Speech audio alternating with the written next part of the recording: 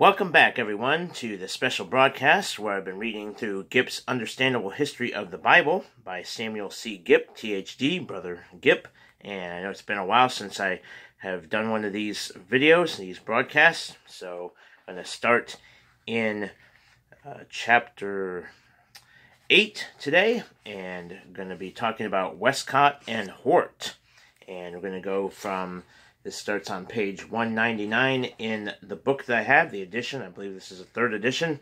And I'm going to read all the way, hopefully, to page 206. And I'm going to start with the topic of the chapter is about Westcott and Hort. So let me begin here. And again, this is from Gipp's Understandable History of the Bible. And chapter 8, Westcott and Hort. It says here... Brother Gipp writes, Brook, Foss, Westcott, who lived from 1825 to 1903, and Fenton John Anthony Hort, who lived from 1828 to 1892, have been highly controversial figures in the history of the English Bible. Their theories have been pivotal in swaying scholarship away from the tried and true universal text of Antioch and into the web of Alexandrian higher criticism. Their accomplishments have been both lauded and cajoled.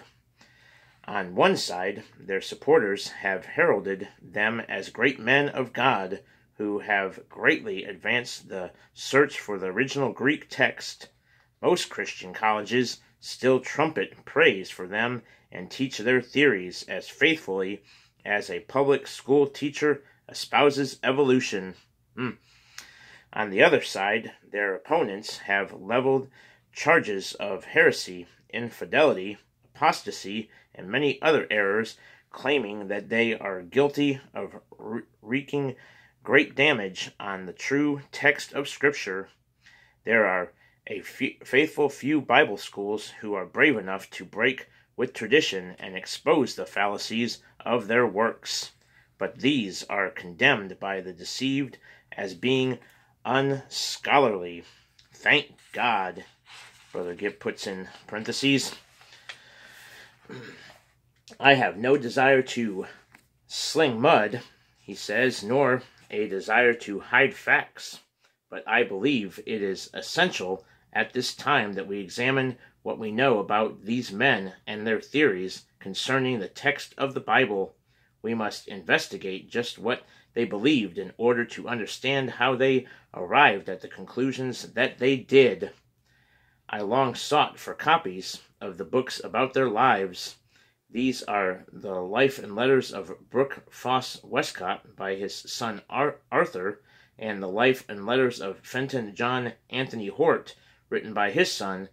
After literally months of trying, I was able to acquire copies of them both for study. Most of the material in this chapter will be directly from these sources, so as to prevent it from being second-hand.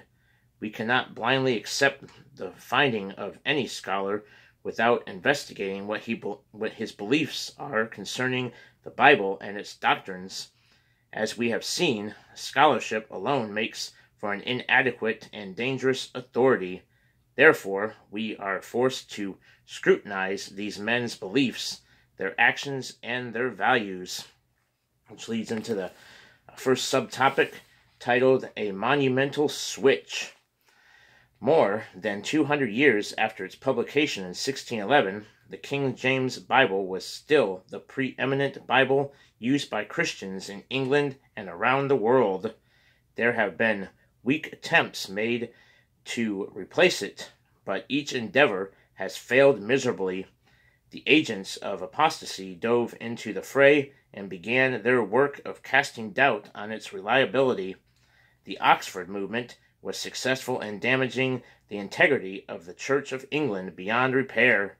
So by the mid-19th century, the forces of the Roman Catholic Church had so saturated the Church of England that they were successful in finally getting convocation to call for a revision of the authorized version.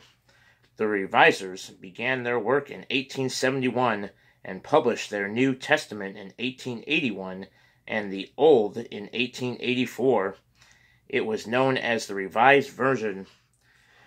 When they were seated, the revisers were commissioned to correct what they perceived as errors in the Authorized Version. And then he puts in parentheses, there are no errors in the Authorized Version to correct. They were carefully instructed to maintain the Textus Receptus as the Greek text underlying their work.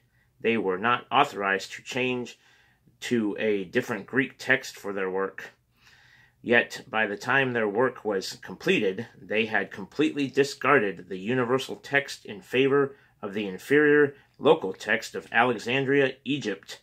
How was it done? Through chicanery, intimidation, and outright dishonesty.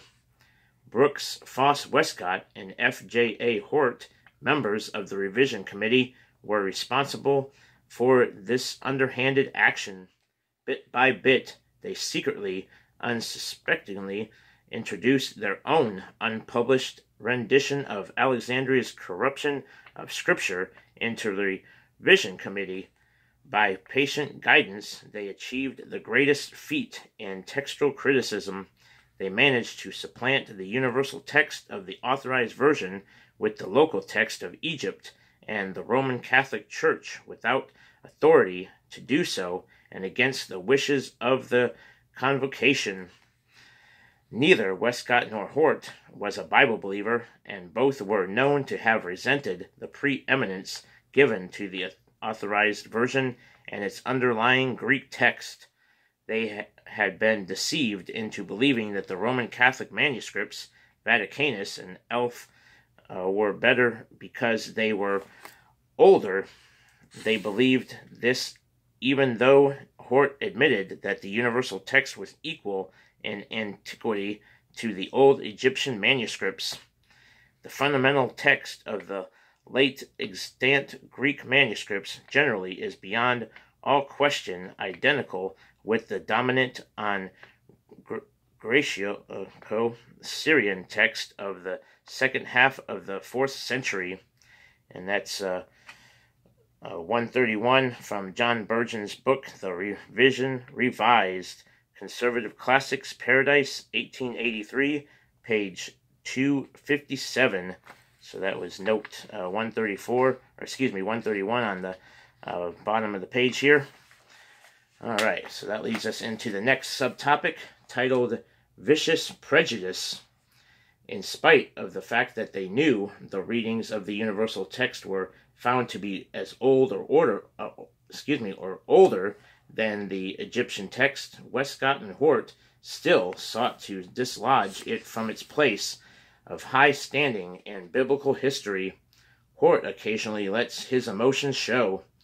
I had no idea till the last few weeks of the importance of text, having read so little Greek Testament and dragged on with the villainous Textus Receptus. Think of the vile Textus Receptus leaning entirely on late MSS. It is a blessing there are such early ones. And then there's a note down here. This is Hort Arthur Fenton, Life and Letters of Fenton John Anthony Hort, New York, 1896, Volume 1, page 211 of that book. Continuing on, rather than submit to the will of convocation, Westcott and Hort manufactured their own Greek text based primarily on a handful of uncial manuscripts of the local text of Alexandria, Egypt. It has been stated earlier that these perverted manuscripts do not even agree among themselves. Therefore, their attraction to the two Oxford scholars was their opposing view to that of the universal text and not any pretended textual purity. The ironic thing is that Westcott and Hort knew that these Egyptian manuscripts did not agree among themselves when they formed their text. Burgon exposed Dr. Hort's confession to this fact. Even Hort had occasion to notice an instance of the Concordia Discourse, commenting on the 4 places in Mark's Gospel, 1430, 68, 72, A and B, where the cock's crowing is mentioned, said the confusion of attestation introduced by these several cross currents of change is so great that of the 7 principal manuscripts, Aleph, A, B, C, D, L, no 2 have the same text in all 4 places. And then there's a note down here. This is from David Fuller's book, True or False? Grand Rapids International Publications, Grand Rapids, 1973, page 261 of that book. All right, continuing on. So we see that these men were no more prompt by pure motives than John Henry Newman was when he began the Oxford movement.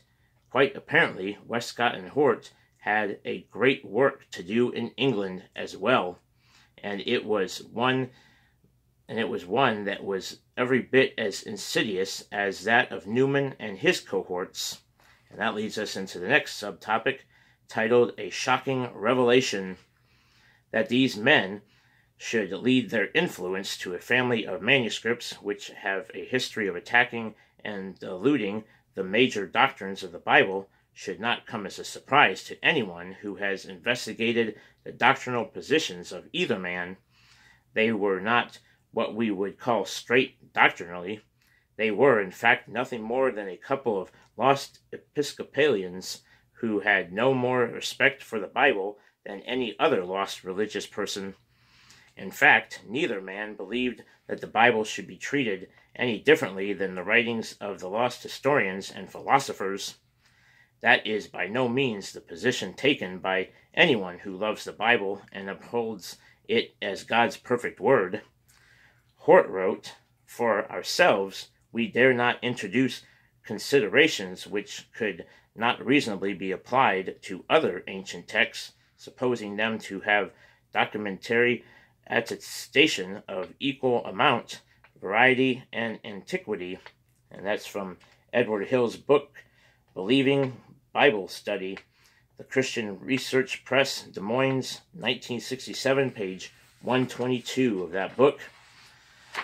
And he also states, in the New Testament, as in almost all prose writings which have been much copied, corruptions by interpolation are many times more numerous than corruptions by omission. And he puts in parentheses, emphasis mine. And that's from David Fuller's book again, True or False? Grand Rapids International Publications, Grand Rapids, 1973, page 240. Continuing on, we must consider these things for a moment. Would God use men who do not believe that his book is any different than Shakespeare, Plato, or Dickens? It is a fundamental belief that the Bible is different from all other writings. Why did these men not believe so? But beyond that, why would anyone who claims to believe and love the Bible give any credence to the opinions such men had concerning Scripture, right? And that leads us into the next subtopic, titled Blatant Disbelief. The skepticism of Westcott and Hort does, in fact, go even deeper than this. They openly discounted some of the bedrock doctrines of Christianity, yet somehow they have managed to become famous for being able to deny scriptural truth and still be upheld by fundamental Christianity as credible biblical authorities. Both Westcott and Hort failed to accept the basic Bible doctrines which we hold so dear and vital to our fundamental faith. That anyone calling himself a fundamentalist would accept their finding as authoritative is a shame to that individual. Of their many failings, we find that F.J.A. Hort didn't believe in creation and openly denied the reality of Eden. I am inclined to think that no such state of Eden, I mean the popular notion, ever existed, and that Adam's fall in no degree differed from the fall of each of his descendants, as Coleridge justly argues. And that's note here, that's Horton Arthur Fenton, Life and Letters of Fenton John Anthony Hort, New York, 1896, Volume 1, page 78 of that book. Continuing on, think about this. Here we have a man who is upheld by fundamentalists and fundamental colleges as a reliable authority in the area of biblical manuscripts, and yet he defied one of the most basic Bible doctrines, creation. With a stand like that, do you think that some of the very colleges that exalt him would dare even let him speak on their campuses if he were alive today?